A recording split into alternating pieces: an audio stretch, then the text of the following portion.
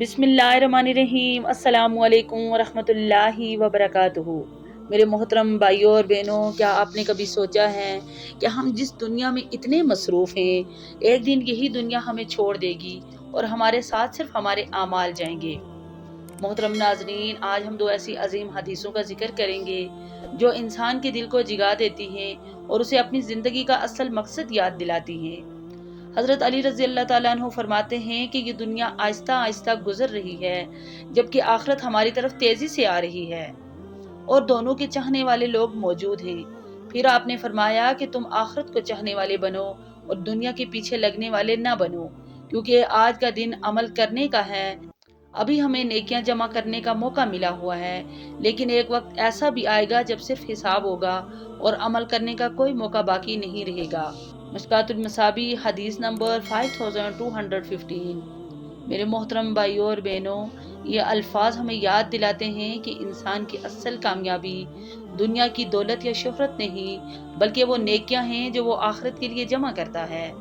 इसी बात को नबी करीम सल्लल्लाहु अलैहि वसल्लम की एक और हदीस मजीद वाज़ह करती है। हज़रत अनस रज़ी अल्लाह ताला अन्हु रवायत करते हैं कि रसूलुल्लाह सल्लल्लाहु अलैहि वसल्लम ने फरमाया, जब अल्लाह ताला किसी बंदे के साथ भलाई का इरादा करता है तो उसे नेक कामों में लगा देता है। सहाबा कराम ने अर्ज किया, या रसूलुल्लाह सल्लल्लाहु अलैहि वसल्लम, ये कैसे होता है? तो आप सल्लल्लाहु अलैहि वसल्लम ने फरमाया कि अल्लाह ताला उसे मौत से पहले ऐसे आमाल की तौफीक दे देता है जो अल्लाह को पसंद होते हैं। मशकातुल मसाबी हदीस नंबर 5288। यह हदीस हमें एक बड़ी उम्मीद भी देती है।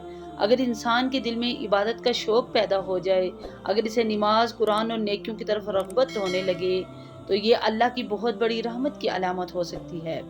इसलिए हमें चाहिए कि हम अपनी ज़िंदगी को नेक अमाल से बनने की कोशिश करें, क्योंकि यही अमाल क़यामत के दिन हमारे लिए रोशनी बनेंगे।